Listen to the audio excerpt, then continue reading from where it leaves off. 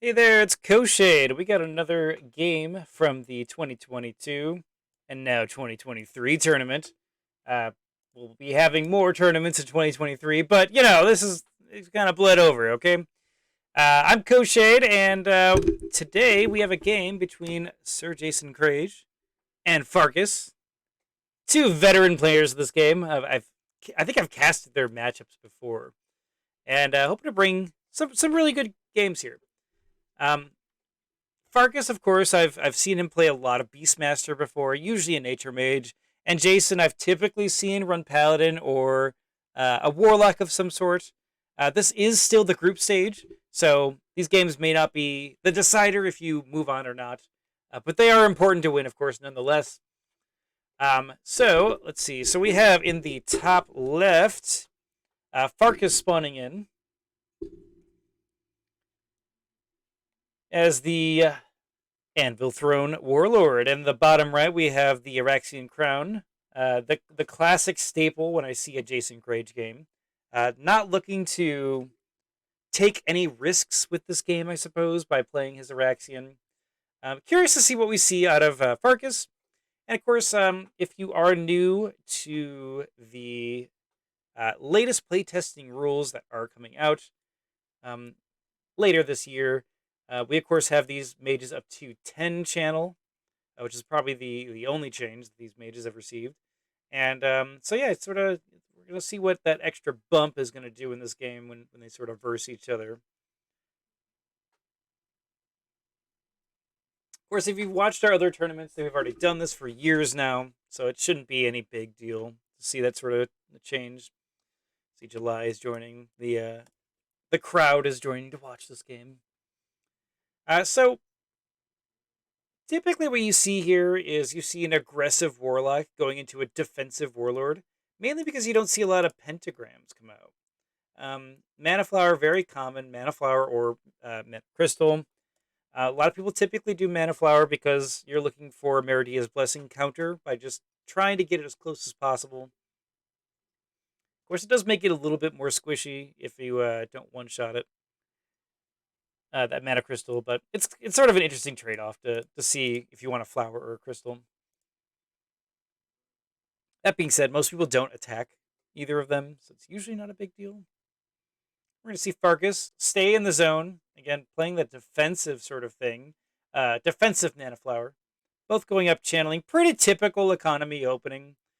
Both holding their quick casts to the end because they're not sure what they're doing, because this is a commitment round.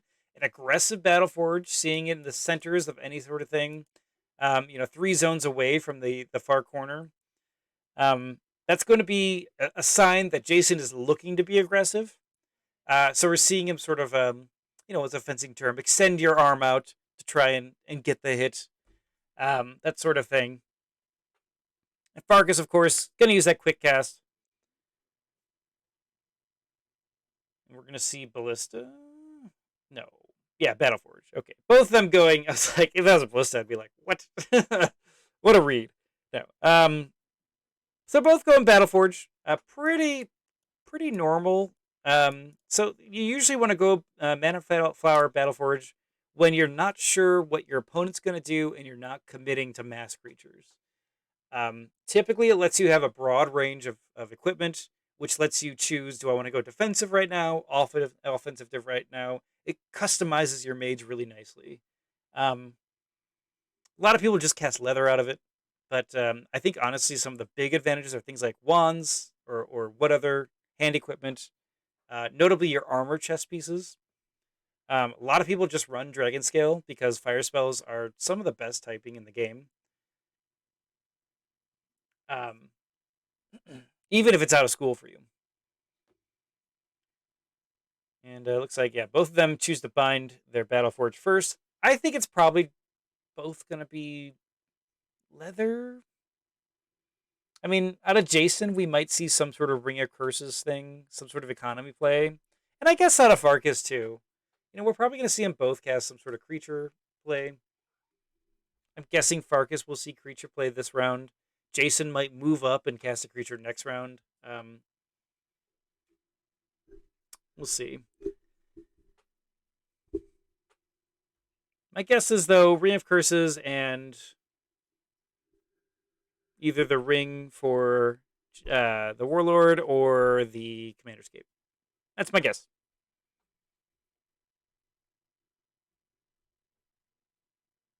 And it's really tough to say what they're going to be doing in this round. Does Jason... Oh, leather. Okay. All right. Fair enough. And the Ring of Curses is out for Jason. Now, Jason is in an interesting spot here. Do you bring a curse or not? Since the opponent didn't move at all, you don't necessarily want to run two just to get one curse off. It's not necessarily the best play, especially because you have 17 mana. And they have no guarantee of moving one, so your prep has to be... Unfortunately, I can see his cards. But, your prep has to be a sort of like, all right, if they don't move, am I going to waste a curse? Or am I going to cast some big creature right now? You sort of have to, like, take the risk that you might have more mana than you intend to turn 3. Anvil Throne gonna move to the right one. This is really smart for Jason, or useful for Jason. And, the out of school mana siphon. Not even out of school. The hated school for the Warlord. It's gonna lower Jason's channeling down by 2. We'll talk about the spell in a second, but we are gonna see the double move out of Jason. Oh my god, he's gonna run, and then he's gonna do a curse. Notably, Farkas did enchant his Warlord with some sort of thing. There is no Nullifier revealed. I'm not surprised at that. Jason does, however, immediately reveal the Magebane. Just to be like, okay, I'm letting you know you have this right now. He could have waited here to reveal this until deployment next round to try and sneak out a Seeking Dispel. Bad draw or plan for him. But either way, he reveals it now. Rock on. The double move is surprising to me. It really speaks commitment. With the 1 armor, it does kind of mean it's still a close fight. I'm guessing Jason is going to attempt to curse more, but usually when I see a double move like this, he wants to melee attack or throw some sort of spells. Jason is at 22 mana, so we might just see a creature come out, which that would make sense for double move as well. And then I'm guessing some sort of defensive equipment here, just because he is right next to the opponent mage. Out of Farkas for this deployment, he cast leather before. I'm guessing we're going to see more leather. He's just having a general, all right, I'm gonna wade through this, save my mana, get some defenses if you cast something big with that 22 mana. So let's talk about Mana Siphon really quick. 9 spellbook points. Dang. For the Warlord, usually this card is really good when it's a long game, because it takes about 6 rounds for it to really start paying off. The 7th one paying off, that is. But typically, in order for it to die, you have to devote a ton of just rounds attacking it. It's usually not like you want to cast a ton of attack spells at it, just because you're looking to sort of, get an advantage over that 12 mana. So I would argue that Jason needs to finish this faster, preferably the next 6 rounds, which he's in order to not let this card really start affecting him, which is perfect because he's literally a turn away from the opponent. So I'd say both are squaring off pretty nicely here. I do want to point out that there is a Ring of Curses out, so the economy does help him a little more. That 2 mana less does equal kind of 1, as long as he's cursing, though. We do see the Demon Hide Mask come out for Sir Jason. This is a really nice way to make your fireballs have piercing. Your basic attacks, all that stuff. It does cancel out the 1 here, which is really nice. We see the Harshforge plate come out of the Battleforge for Farkas. That's going to make him drained a little bit more on mana when it comes to these curses. Really solid idea for Farkas, because Jason's going to need to figure out his mana approach in the long run when it comes to this. That extra 2 for the curse, it's still probably worth it in most curses, because he does have that Ring of Curses to help him out, offset that. And we know there's not a Nullify right now on that Anvil Throne because he cursed him with a Magebane. Magebane, of course, being a super good spell in this case. The earlier you get Magebane on, the more damage it's going to do. Because most people don't want to spend their dispels or even worse, remove curses because they're waiting for something worse. Would you see Farkas enchant the Anvil? Farkas enchants the Warlock with a spell. And out of Jason here, we're going to see the Dark Pact Slayer come out. Is he going to pact it?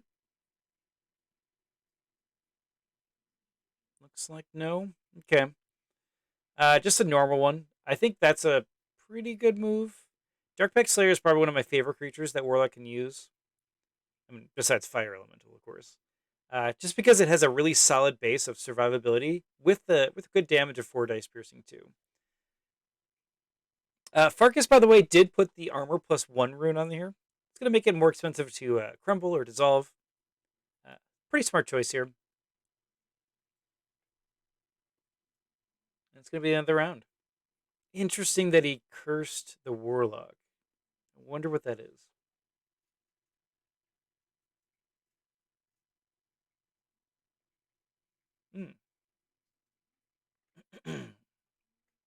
Did he take Magebane?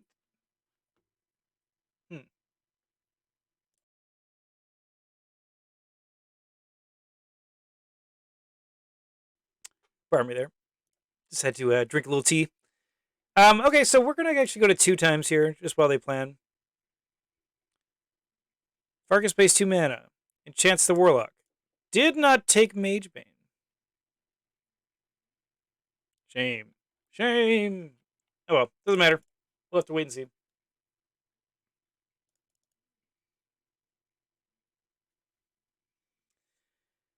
So, Jason's been getting pretty aggressive here.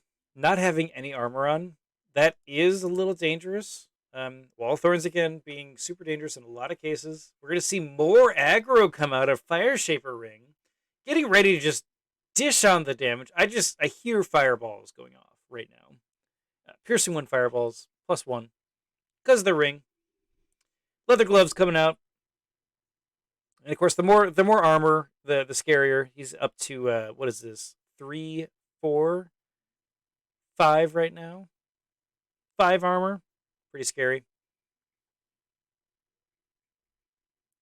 They're both going to pass. They're quick.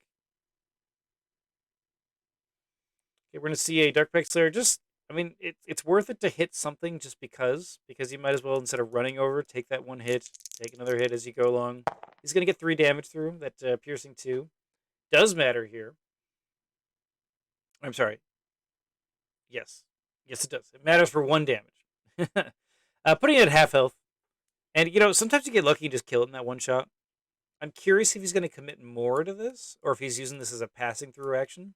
The Iron Golem does come out of Farkas. Probably going to be used to fight this Dark Pact Slayer head on. We are going to see a piercing 1 attack come through, rolling additional 2 damage out of that 4 dice. Very nice. Puts it at 1 away from death. So close. Folks going to use the quick cast. Cast a Seeking Dispel. Okay, on the 1 spell. It is in Akira's favor. Interesting. Akira's favor. Okay. Farkas moves blind to discard pile. Was there a blind on him? Oh, did he choose not to reveal it? Yeah. He chose not to pay the mana. Because he did not have the mana. Okay. Well, he didn't have the mana to do that. That's a little bit of a...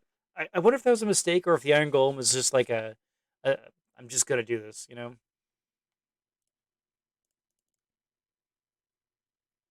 Because, I mean, arguably the Iron Golem you want out earlier. Especially with a Dark Pact Slayer right at your front door. Although the 5 armor, I don't know. Do you see a reveal of a Ghoul-Rot going down? So we see a Magebane Ghoul-Rot combo. This is starting to be where you want to remove Curse. Of course, Farkas at 2 damage.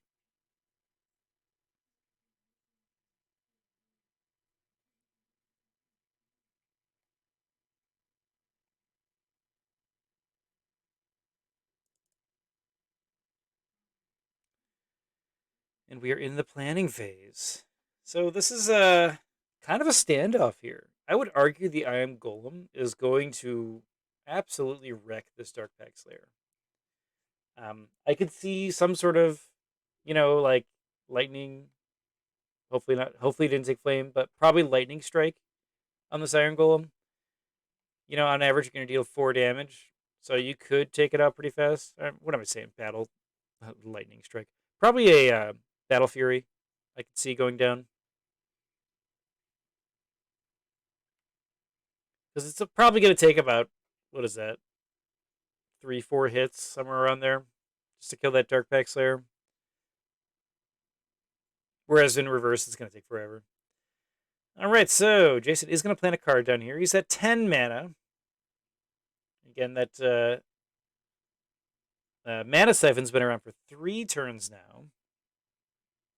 Farkas at 12 mana.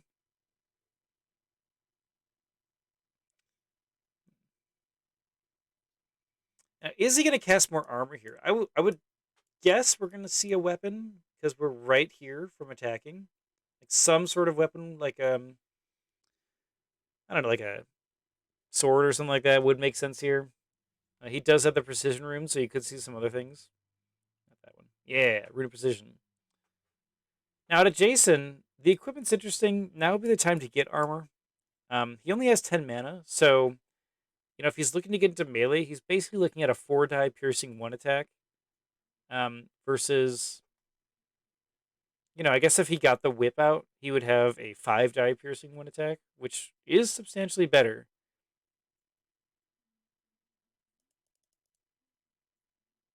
Of course, you can't really burn this guy, but maybe you're not looking to do that. Leather Boots comes out, just want some armor. I think it's a fine choice. Farkas looking at 12 mana. Is there going to be a deployment here for Farkas?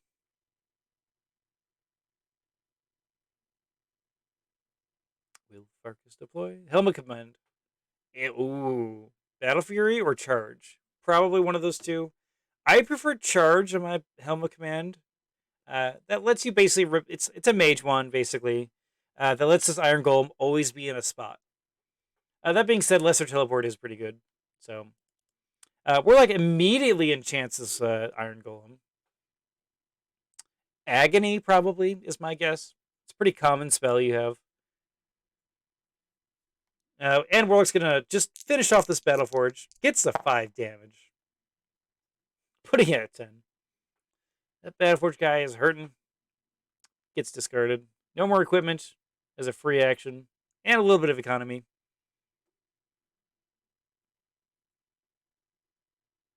So that basically puts Farkas at +1.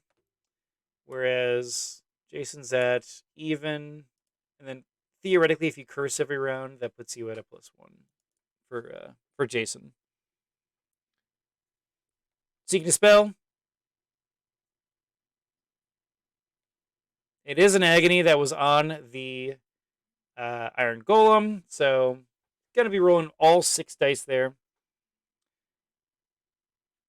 Probably a smarts cast. I'm guessing that Jason has tons of agonies in his book. Usually you want to take 2 or 3. Just for situations like this. And then we're going to see a guarding Darkpack Slayer. Doesn't want to go in this zone. Well, doesn't want to go in the zone with the Iron Golem because that's a free hit. He's going to make him cast that charge on him. Or the Lesser Teleport. Speaking of that, Anvil Throne is going to spend the quick cast. And what are we going to see here? What is going to happen? We do see the charge on the helm. Given the fast and +1, it's going to be a 7-die attack coming from this Iron Golem. Going into this 2 armor Darkpack Slayer. Oh, jeez. Rolls 9 on that 7 dice. 7 of that going through. Holy cow. We see the retaliation of 0 damage. That Darkpack Slayer is half dead already from that 1 charge attack. Little scary. Considering Darkpack costs the exact same as the Iron Golem, it's losing half of it and then dealing 0 back. Definitely frightening for Jason here. And this is kind of the ideal that Farkas wants to see here. Just that zone. You're either going to move the Dark Pack or the Warlock, so that's going to be a free hit from the Iron Golem onto something. Going into upkeep, next round, we're on round 6 here. It's going to be the 4th round for this mana siphon. Jason's sitting at 16 mana. Farkas at 14. Of course, there is one in that Battle Forge. And Jason is going to just plan here. I could see a Lash coming out for Jason just to get a combo with that Fire Shaper ring. Armor is also totally reasonable, just because you're looking at a 6-die creature that could, be Battle Furied for an additional 6-die. You want as much defense against that as you can get. Farkas at 14 mana. Pretty open. He has the charge option. Does Jason get rid of that, or does he choose to play around it by not letting charge be a factor at all? He could, of course, just dissolve it. But, of course, it is Farkas's initiative. So taking a dissolve is one of those, is he going to take a nullify right now and just waste my entire dissolve? Because then what you have to do is you have to cast something that gets rid of the nullify, or at least check for it, and then you can cast dissolve. That's your whole mage's action. And that lets Farkas then have an extra attack to maybe get that, Dark Pack Slayer dead, maybe a Battle Fury, something like that. Just some options there. Jason is going to cast more armor, getting pants on, putting up at 2 armor here, and we're on the first quick cast. This is big. Is Farkas going to enchant? No. All right, and then Jason's immediately going to cast another Agony, revealing the Agony on the Iron Golem, putting it down to 4 dice. He's trying to control this battlefield here.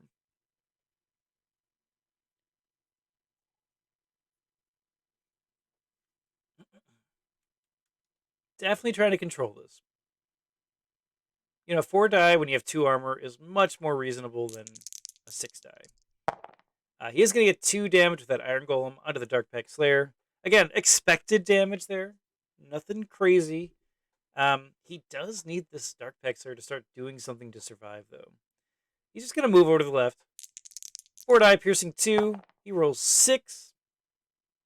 With that piercing, he's going to get 3 damage through. 3, 4, 5. Piercing 2. So 3. Cool.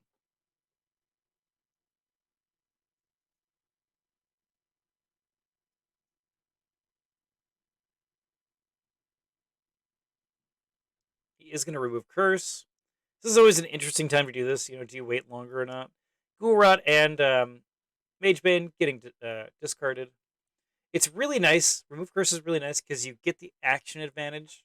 It costs Jason a lot of mana or actions to get those 2 curses on. The 2 mana probably doesn't matter. I mean, it's really nice that he got that advantage, but the ring of curses also kind of made up for it, so whatever. Jason's immediately going to cast Dissolve, paying 4 mana, of course, to get rid of the leather gloves. So he wants to reduce down that armor. He chose the gloves because most likely Farkas doesn't have additional leather gloves. I'm guessing if he does have more gloves, it's Champion's Gauntlets. I also want to note, he chose the leather gloves. I don't think he couldn't have done Harsh Forge Blade, right? 8, 9, 10. I guess he could have barely. It would have been a little dicey, though.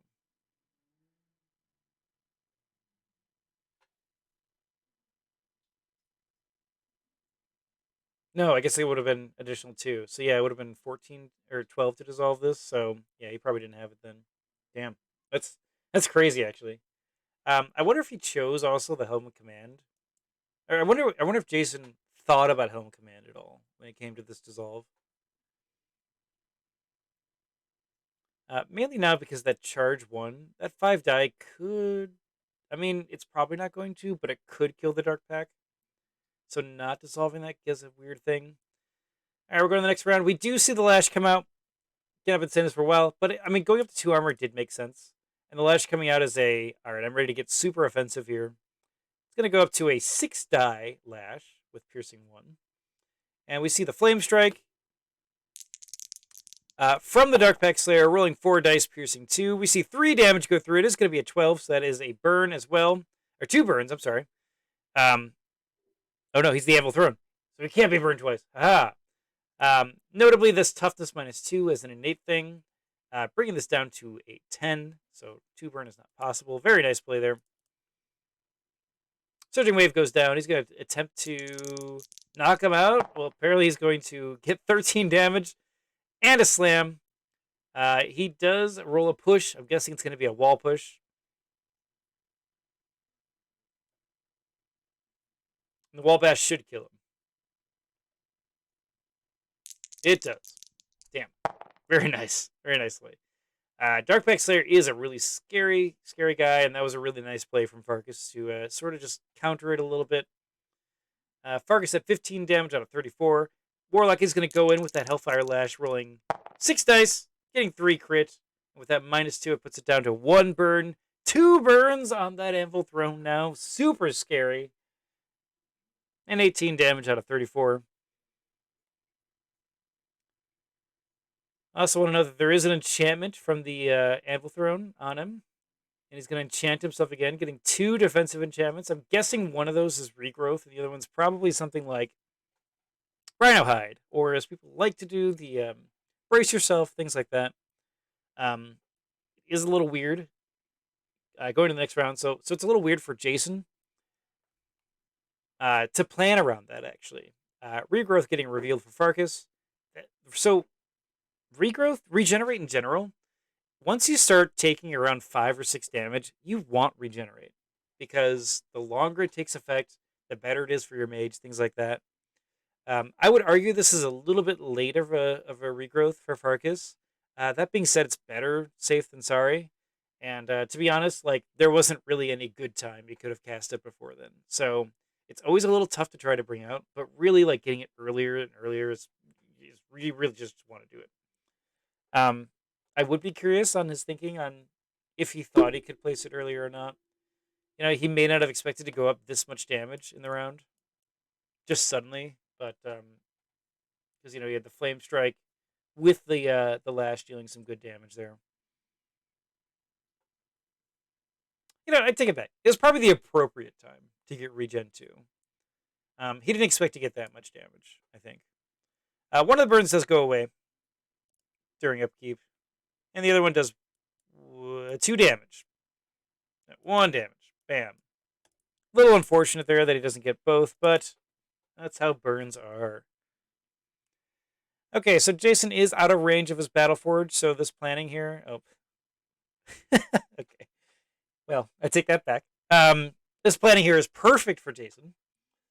And, yeah, let's see what we're talking about. So there is a enchantment right now on Farkas that is a Warlord buff.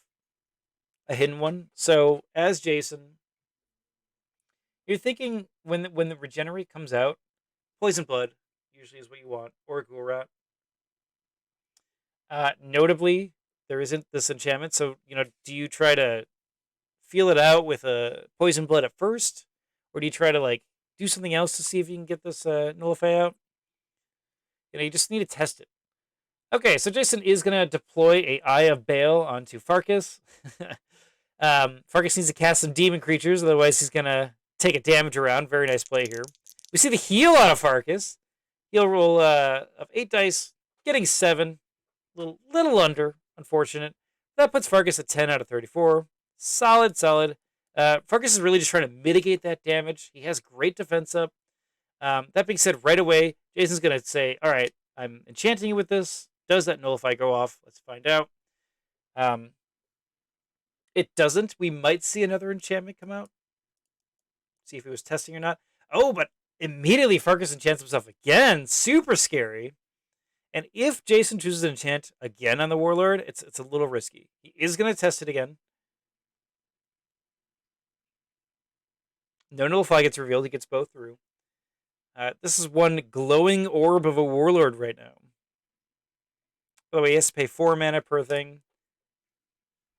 Eye of Bale is going to go off, dealing 1 damage.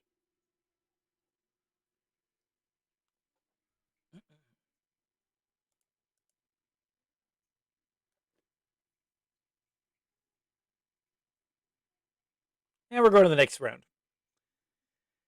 All right, so we're in round 9. So this has been going on for 7 turns. This mana siphon's going to start really eating at Jason's mana supply. I mean, he's only looking at 10 mana right now.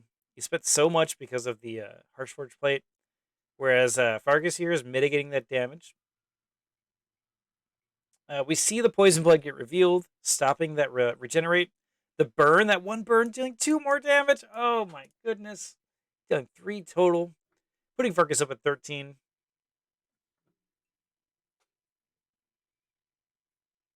And Farkas does know that this hidden enchantment from Jason isn't a nullify because he enchanted himself with something. So we could safely remove Curse, Dispel, Purify, something to get rid of this poison blood and let himself keep healing. Since it is Jason's initiative, this is the perfect time to have a Dispel or Purify.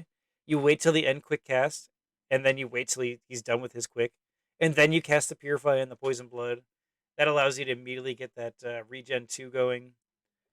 There's definitely a huge game when it comes to, when do I get rid of it or not. And just casting Purify right away is not necessarily the best one. I guess he could nullify you. Mog's Torment comes out for Jason, his own amulet. And this is going to let him just get that direct damage every single round. Warlock does enchant the Warlord immediately, paying 4 mana. This is definitely a curse game going on right now. Notably, he's getting that mana upon the reveal from that curse. He's going to move the right one, put him in range of this Iron Golem. We see the Fire Stream come out. 5 dice. Get 7 damage. There's going to be armor, of course, but 7? What? 5 going through. And a burn as well. Holy cow. Really nice roll there out of Jason. That puts Farkas at 18 out of 34. 2 burns. And he's out of actions, the Warlock. Jason's at 0 mana. It's like saving him my mana. So yeah, this lets him now enchant himself all he wants, purify, all that stuff. And he doesn't have to worry about a nullify.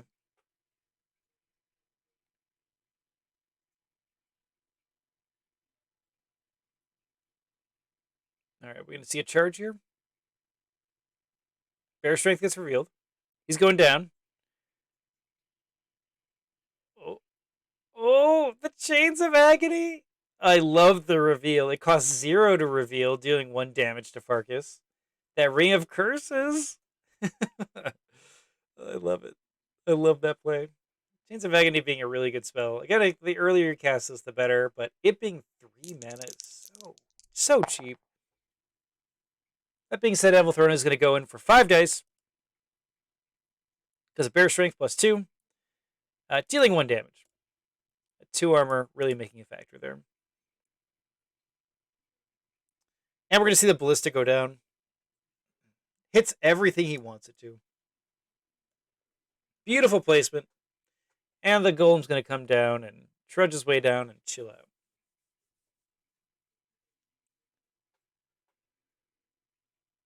Okay, we don't see Farkas having the mana because he cast the Ballista and revealed the Bear Strength to get rid of that Poison Blood. That's a little scary. That's going to mean, the Eye Bale does another damage. The Chain's dealing damage. And not being able to heal 2. We have 2 burns. Jason's going to reveal a Ghoul-Rot. Of course, it costing a mana less because the Ring of Curses again. It's going to be an additional 2. Oh, man. Farkas is not looking good here. So 2 more. Let's see how these burns do. The burns are going to deal 4 damage. 24 out of 34. This is killing range now. Now Jason has, 4 mana, so he can't really kill him this round. He is going to use the Mogs to deal an extra damage here during the upkeep. Putting him at 9 away from death. Okay, this is a little scary here. Okay. I'm liking this play.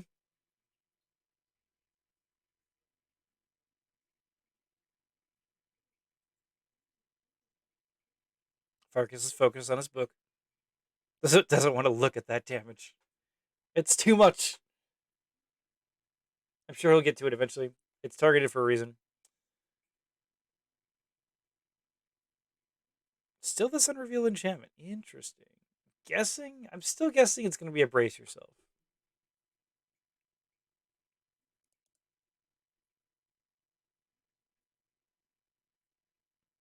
Ask him to please take the Moloch. We are planning right now in round 10. Again, this mana siphon has been going on for 8 rounds, dealing 16 mana damage, if you will. I guess it would be 14.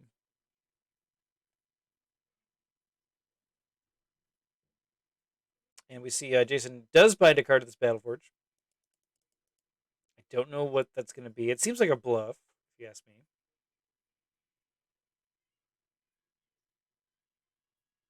This is a big round for Farkas. It's really up to Farkas right now to respond. He has the damage down with the Ballista and the Iron Golem. Jason has very little mana, so he has to probably melee. And notably, it is Farkas's initiative, so he's probably just going to guard with this Iron Golem. So what can you do? You can't force push because there's a Harsh Forge Plate tax you have to pay.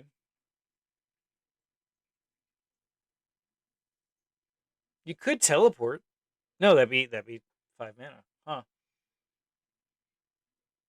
Yeah, he's just gonna have to do something super cheap, is my guess. He can't even Flame Strike himself because of that low mana. He could. I mean, he can't enchant either. Huh. I'm curious what Jason does this round. He could cast Leather, of course, just to get himself a little bit more. But most likely, we're going to see a guard out of Iron Golem, and then a Ballista Shot. And I'm guessing maybe an enchantment to buff the Warlock. That's probably the best thing you could see.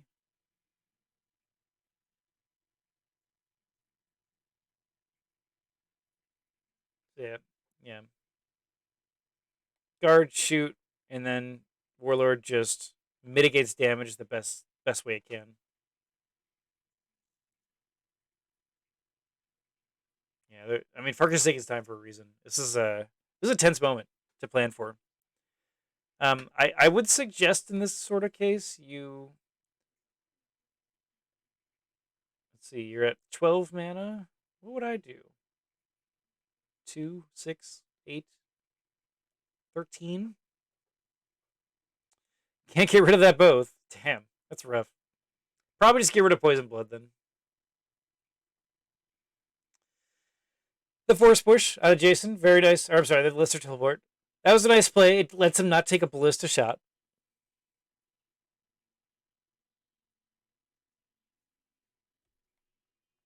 Really smart there. Just this is a mitigating damage round for Jason.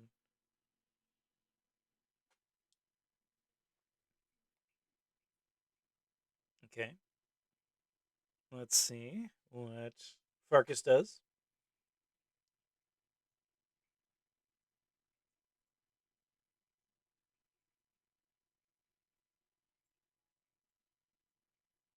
You know, do you move and take damage from the chains?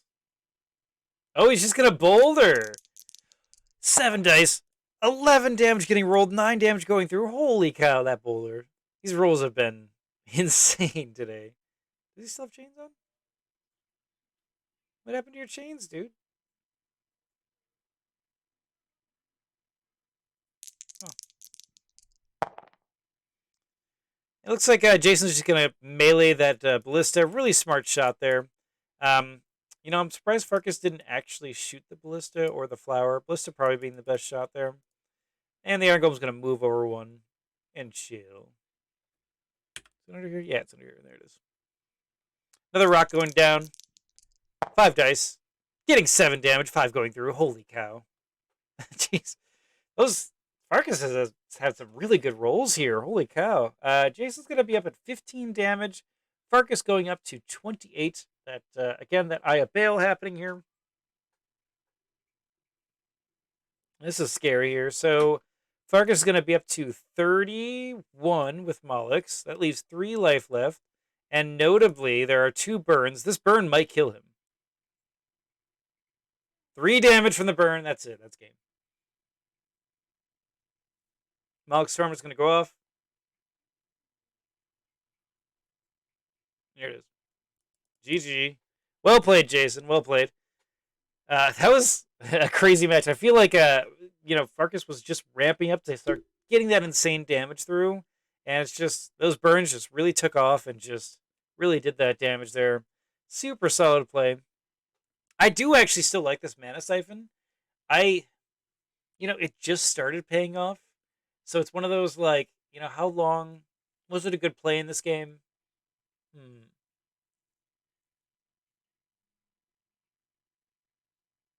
I I think it was still a decent play.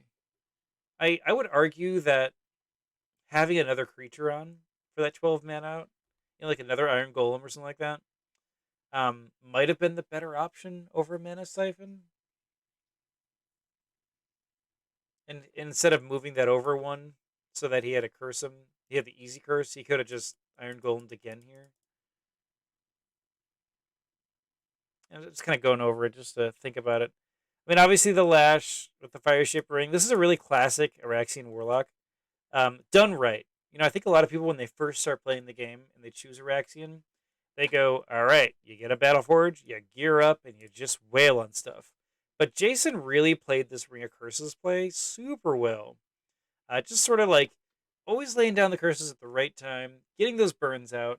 The Dark Slayer was a little unfortunate how it died so fast, but it's one of those things where Iron Golems are just they're kind of like some of the best creatures in the game. Um, so overall, yeah, that was just a really fun game. It's unfortunate the Helm of Command didn't have another factor, but at the same time, it's fine. It's not that big of a deal. Should this have been a Battle Fury? Probably not. Right? Like, I guess that Iron Golem would have moved one and then maybe had a chance to Battle Fury then. I mean, those rocks really did some damage. I mean, maybe Farkas should have focused on more attack spells earlier. I don't know what he has in his book, but yeah, something like that. Anyway, that was a fun game. If you guys are watching and you haven't joined our Discord server, I just wanted to invite you all in the description below to our Discord. If it's expired or something, I'm sure someone will let us know in the comment section. This is a totally open community. This game is totally free to play, and it's probably one of the best strategy games out there. So hope to see you there. Everyone else watching this tournament, hope you love the game. I love casting these games. Congratulations, JasonCrage. Farkas, always love seeing your games. GG, played really well. I honestly think you were just starting to ramp up to your advantage, and Jason was just starting to wind down in his advantage. And it just, he just had that little oomph that let him win right there and then. So, really fun game. Thank you so much. Bye.